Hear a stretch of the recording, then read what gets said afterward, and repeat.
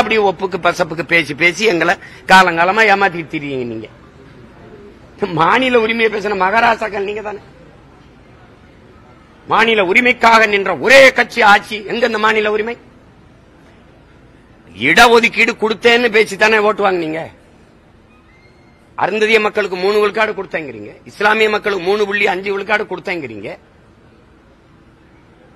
வன்னிய மக்களுக்கு 10.5 விழுக்காடு கொடுக்கறோங்கிறீங்க. கொடுத்தது மாநில ஆட்சி கட்சி ஆட்சிகள் தான். அப்ப கொடுக்கிறதுக்கு இருக்கிற அதிகாரம் சாதிவாரி கணக்கு எடுக்கிறதுக்கு இல்லையா? இருக்கா இல்லையா? அப்போ சாதிவாரி இடஒதுக்கீட கொடுக்க அதிகாரம் இருக்கு. அது எண்ணிக்கை, அது இவ்வளவு இந்த குடிகள் இவ்வளவு எண்ணிக்கையில் இருக்காங்கன்னு கணக்கு எடுக்கிற அதிகாரம் இல்லையா? அந்த அதிகாரத்தை இவ்வளவு காலம் பெறாம என்ன பண்ணீங்க? இத்தனை காலம் இந்திய ஒன்றிய ஆட்சி அவையில இருந்தீங்களே, உங்க தயவுலே பல ஆட்சிகள் நடந்ததே. அப்ப இந்த உரிமையை பெற முடியல. பீகார்லாம் அப்படி மத்திய அரசு சாட்சி விட்டுட்டு தான் உட்கார்ந்து இருந்துச்சா? இல்ல தெலுங்கானா நீங்க கூட்டணி வச்சிருக்க காங்கிரஸ் கட்சி எடுக்குது, உடனே எடுக்குது.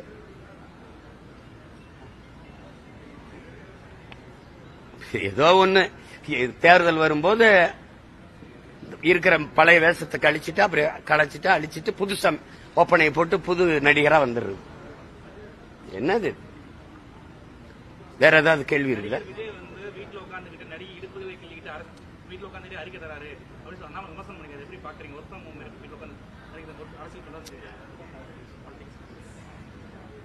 இல்ல அவரு அது அவருடைய தொழில் தேர்வு. அது நடிக்கிறது திரைப்படத்துறையில் இருக்கிறாரு, அதனால அவரு படப்பிடிப்புக்கு போறாரு. இது பண்றாரு. இப்ப அவருக்கு இப்ப எங்களை மாதிரி தினம் இப்படி வர்றதுக்கு நேரம் இல்லாம இருக்கலாம். ஒரு நாள் அவரும் இப்படி வர வேண்டியது இருக்கும், வருவார். அது போய் நம்ம குறையா சொல்லிட்டு இருக்க வேண்டியதில்ல.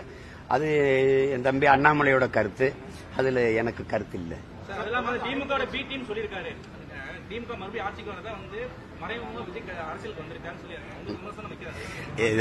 இதெல்லாம் எடுத்து சிரிச்சிட்டு போயிடணும். என்ன நான் இல்லாத பி டீமா? தம்பி இது ஏன் தம்பி பேசுறது? நான் தான் ரொம்ப நாளா பிஜேபியின் பி டீம். நான் ஏன் பி டீமா இருந்தேன்? ஏன்னா ஏ டீம் திமுக, அதனால நான் பி டீமா இருந்தேன். ஏ டீம் திமுகவா இருந்துச்சு. வாய்க்கு வர்றது ஏதாவது சொல்றதான். ஒருத்தர் பழி போடும்போது அந்த டீம் இந்த டீம் அப்படின்னு. நான் எந்த டீம் இல்ல, நான் மக்கள் டீம், சொந்த டீம். நாங்க தனியா தான் போடுவோம், எங்க டீம் தனியா தான் போடுவோம், தனியா தான் ஆடுவோம். அதனால சொல்றவங்க கொஞ்ச நாள் சொல்லுவாங்க, அவ்வளவுதான். அது போய் இதெல்லாம் ஒரு சிக்கலா? இதெல்லாம் ஒரு இதா?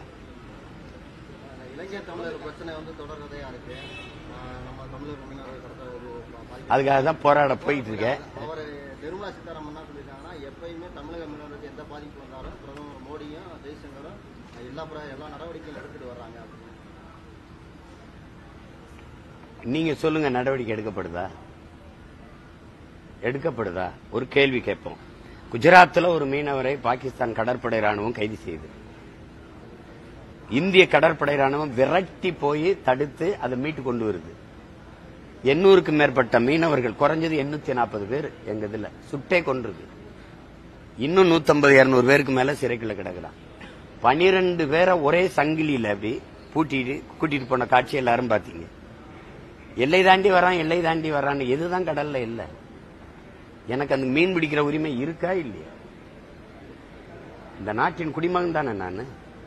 ஏன் குஜராத்தில் ஒரு மீனவனுக்கு இருக்கிற அந்த பாதுகாப்பு, அந்த உரிமை, அவன் உயிருக்கு இருக்கிற அக்கறை, இத்தனை மீனவர் சுடப்படும் போது பாதுகாப்புக்கு இவ்வளவு பேர் சிறை பிடிக்கப்படும் போது, படகை பறிச்சு ஏல விடும் போது நீங்க தடுத்திருக்கணும்ல. ஒரு படகின் விலை என்ன? ஒரே மீனவன் வாங்கினதா? அது கடன் பெற்று வாங்கினது. 4-5 மீனவர்கள் சேர்ந்து கூட்டா வாங்கினது. அதை பறிச்சு அவன் ஏல விட்டுறான். அப்ப என் வாழ்வாதாரம், எனக்கு ஆதாரமா இருந்த படகே போயிடுச்சுன்னா நான் எங்க வாழ்றது? இதையெல்லாம் கேட்காம நடவடிக்கை எடுக்கிறோம்னு என்ன நடவடிக்கை? நடுக்கடல்ல வச்சு கொல்றது, கடத்திக்கிட்டு போய் சிறையில போடுறது, கைது பண்ணி, இதான் நடவடிக்கை. இதைத்தான் பார்த்துக்கிட்டு இருக்காங்க. போராட வேண்டிய தேவை. மீனவர்கள் ராமேஸ்வரத்தில் பட்டினி போராட்டத்தை தொடர்ந்தார்களா இல்லையா? செய்தார்களா இல்லையா? அப்ப பிரச்சனை தீர்க்கப்படுதுன்னா ஏன் போராட வேண்டிய தேவை வருது? சொல்லுங்க. பிரச்சனை இல்லைன்னா பொழுது போகாம போராடுறோமா? உழைக்க முடியலன்னு போராடுறோமா? இல்ல பொழுது போகலன்னு போராடுறோமா? வேற தமிழ்நாட்டில் ஒரு தலித் ஜனநாயக சிந்தனையோட அரசியல் கேள்வி எழுப்புனா பெரியாரிஸ்டுக்கும் அதே மாதிரி திராவிடருக்கும் பிடிக்கிறது இல்லை. இது சர்வாதிகார போக்குன்னு கோபி நாயனார் சொல்லி தனக்கு வழங்கப்பட்ட அந்த அறம் படத்துக்காண்டி வழங்கப்பட்ட விருது திரும்பி அடிச்சிருக்காரு. சர்வாதிக போக்குன்னு அப்படின்னு சொல்லியிருக்காங்க. இல்ல, தம்பி சொல்ற கருத்தை நான் ஏற்கிறேன். அதுல அவர் சொல்ற தாழ்த்தப்பட்ட மக்கள் ஜனநாயக கருத்தை சொன்னால் மட்டும் அவங்க எதிர்க்கிறாங்கிறத அப்படி பார்க்க வேண்டியது. யார் சொன்னாலும் ஏற்க மாட்டாங்க. நான் சொன்னா ஏற்கிறாங்களா? நீங்க சொன்னா ஏற்பாங்களா? அவங்களுக்கு ஆதரவா சொன்னீங்கன்னா, அவங்க செய்யற அநீதிக்கு ஒத்துழைச்சிங்கன்னா, அவங்க செய்யற அக்கிரமங்கள், அடிக்கிற கொலை செய்யற கொலை, ஊழல், லஞ்சம், இதெல்லாம் அதுக்கெல்லாம் ஆதரவா இருந்தீங்கன்னா அந்த கருத்து வரும். எதிர்கருத்து. இது ஜனநாயகம் கிடையாது, இது கொடுங்கோன்மை. எட்வர்ட் ஸ்னோடன் சொல்றான்ல, ஒரு நாட்டில் நடக்கிற குற்றங்குறைகளை எடுத்துச் சொல்வது, அநீதிகளை எதிர்த்து அறைகூவல் விடுப்பது அந்த நாட்டில் குற்றமாக கருதப்படுமானால் அந்த நாட்டை குற்றவாளிகளே ஆள்கிறார்கள் என்று பொருள்கிறான். இப்ப நாங்க பேசுறதெல்லாம் அவங்களுக்கு தவறாப்படுது, அது சட்டப்படி குற்றமாப்படுது அப்படின்னா யார் ஆட்சி செய்யறான்னு நீங்க பாத்துக்கிறீங்க. அப்புறம் சாராயால அதிபர்கள் முதலமைச்சரா இருந்தா அப்புறம் வேற என்ன? சாராய ஊழல் 1000 கோடி நடக்குதான் செய்யும். சாராய விற்கிறதே குற்றம், அதுல ஆயிரக்கணக்கான கோடிகள் ஊழல்னா அதான நடக்கும். வேற என்ன நடக்கும்?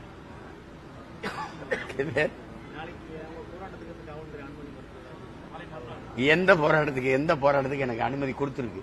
ஒண்ணுக்கு நீதிமன்றத்துக்கு போகணும். அது காரணம் தெரியும்ல. நான் கேட்ட இடத்துல அது அனுமதி மறுத்தது காரணம் பள்ளிக்கூடம் இருக்கு பக்கத்துல. ஞாயிற்றுக்கிழமை எந்த பள்ளிக்கூடம் இருக்கு? இவ்வளவு அறிவான டாஸ்மார்க்கா இருக்கும். ஒருவேளை அரசு பள்ளிக்கூடம் டாஸ்மார்க்கா இருக்கும். என் தம்பி திறமை.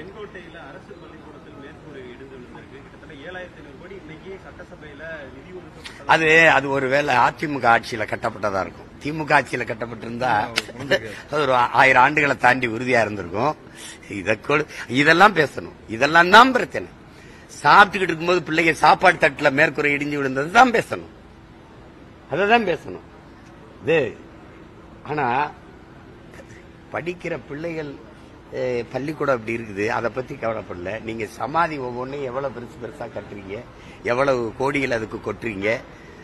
படிக்க வர்ற பிள்ளைகளை பற்றி கவலைப்படல. குடிக்க மக்கள் வரல, வியாபாரம் குறைஞ்சிருச்சுன்னா அதுக்கு ஆய்வு நடத்துறீங்க. அதை குடிக்க வர்ற எண்ணிக்கையை பெருக்கிறதுக்கு திட்டங்களை தீட்டுறீங்க. இதெல்லாம் எப்படி?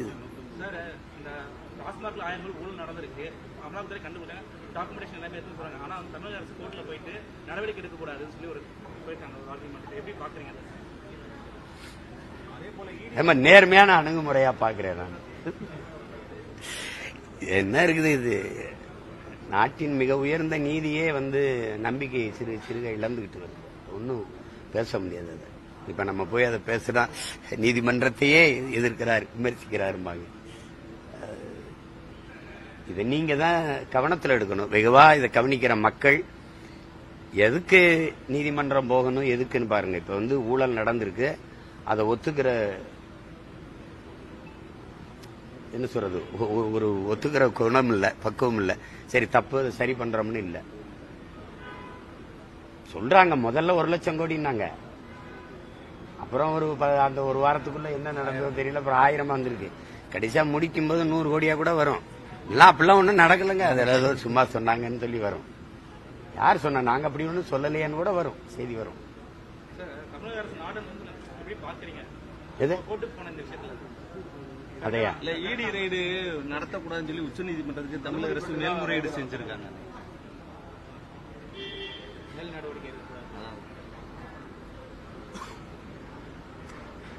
அது என்ன செய்வாங்க?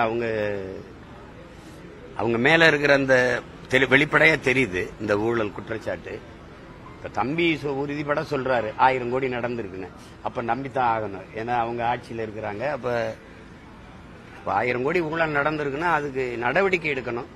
இவங்க திருப்பி போய் அதை தடை கேட்கிறாங்கன்னா பொறுத்திருந்து பார்க்கணும். நாட்டின் உயர்ந்த நீதியாவே இருக்கா இல்ல எப்படி இருக்குன்னு பார்க்கணும், பொறுத்திருந்து பார்க்கணும்.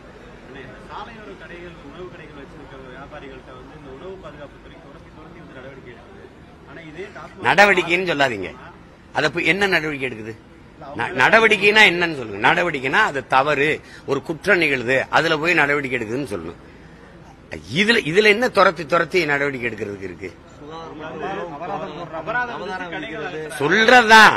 இங்க பாருங்க, இன்னைக்கு இருக்கிற பெரிய பெரிய விடுதலை விட ஓரளவுக்கு சுகாதாரமான உணவு இருக்கிறது தள்ளுவண்டி கடைகள்ல தான். நாங்கெல்லாம் கையேந்தி பவன் தான் சொல்றது. நாங்கெல்லாம் போய் சென்னையில போய் வாழ்ந்ததே இந்த கையேந்தி பவன் வச்சுதான். அவன் தான் இட்லி மாவாட்டி அல்லது உப்புமா கிண்டி முதல்ல சுட சுட கொண்டாந்து விட்டுட்டு போயிடுவான். மற்றவங்க எல்லாம் குளிர் வீட்டில வச்சு கோழியோ கறியவோ பொருள்களையோ வச்சு ஒரு வாரத்துக்கு கொடுப்பான். அது பெரிய விடுதியா இருக்கிறதுனால சுகாதாரமா இருக்கும்னு ஒரு உளவியெல்லாம் நம்பிக்கை. பணம் பறிக்கணும், அவனை தொந்தரவு பண்ணணும், அதனால நேர்மையா இருக்கிற மாதிரி காட்டிக்கணும். அது எப்படி நடத்துற எஜமான் யாரு தம்பி? இங்கதான் உற்பத்தியாளனே விற்பத்தியாளன் ஒரு விற்பனையாளனும் ஒரே ஆளா இருக்கிற ஆள் யாரு? இந்த ஒரு இடத்துலதான் யார் உற்பத்தியாளரோ அவரே விற்பனையாளரா இருக்காரு. எதுல? இந்த டாஸ்மார்க்ல அவர் தான் உற்பத்தியாளர், அவர் தான் விற்பனையாளரும் அவர் தான். நீங்க எஜமானுக்கு எதிராக முதலாளிக்கு எதிராக நீங்க என்ன நடவடிக்கை எடுப்பீங்க? நடவடிக்கை எடுத்து பாருங்களேன் ஒரு தடவை.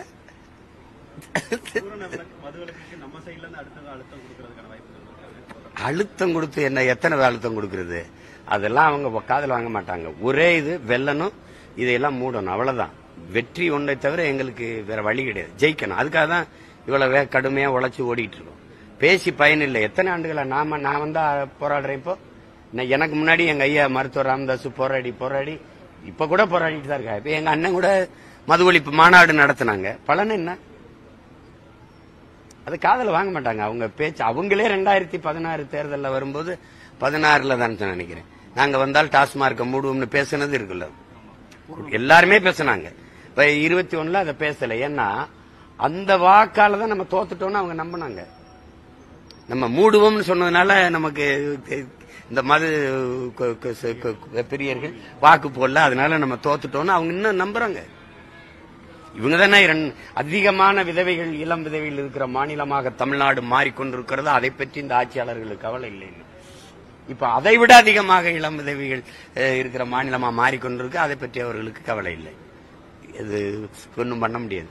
அது சாதனை, அப்பாவின் சாதனையில பிள்ளைகள் தாலி இருக்கிறது ஒரு சாதனை தான். அது ஒரு இல்ல. இன்னைக்கு சட்டமன்றத்துல தமிழக வாழ்வுரிமை கட்சியோட தமிழ் சம்பந்தமா பேசும்போது அவனுக்கு வாய்ப்பு மறுக்கப்படுது. அது மட்டும் இல்லாம அவர் நீங்க அதிகபட்சமா பேசுறீங்கன்னு சொல்லி இவர் சேகர் பாபு பேசியிருக்காரு. நீ வா போன்னு உரிமையில பேசியிருக்காரு. இதுல இருந்து என்ன தெரியுது? இந்த அரசு, இந்த அவை தமிழுக்கு, தமிழர்களுக்கான அவை இல்ல, அதுக்கான இடம் அங்க இல்ல அப்படிங்கறத நீங்க இல்ல, என்னுடைய செவியை, என்னுடைய இதை கேட்டுக்கொண்டிருக்கிற என் மக்கள், இன உணர்வும் மான உணர்வு கொண்ட தமிழ் மக்கள் புரிந்து கொள்ளணும். இது நமக்கான நாடுன்னு பேர் தான் தமிழ்நாடு. தமிழுக்கும் தமிழனுக்கும் இது சுடுகாடு. நம்மை அவர்கள் வச்சிருக்கிறது, நமக்கு ஒரு உயிர் இருக்கு, உணர்வு இருக்கு, உரிமை இருக்குங்கிறது இல்ல, நம்ம கிட்ட ஒரு ஓட்டு இருக்கு, அதுக்காக தான் வச்சிருக்கான். அதுவும் அவ காசு கொடுத்து வாங்கிக்கிற முடியுங்கிறதுனால அதை பத்தி கவலைப்படுறது இல்ல.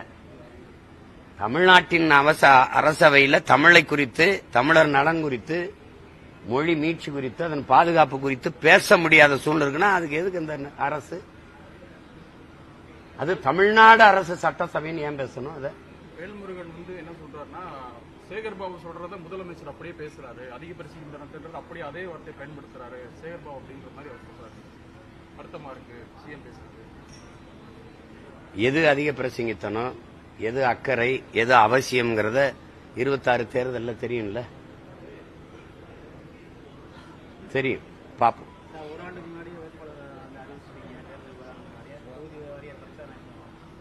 இல்ல சின்னத்துக்காக காத்திருக்கேன், வந்த உடனே ஆரம்பிப்பேன்.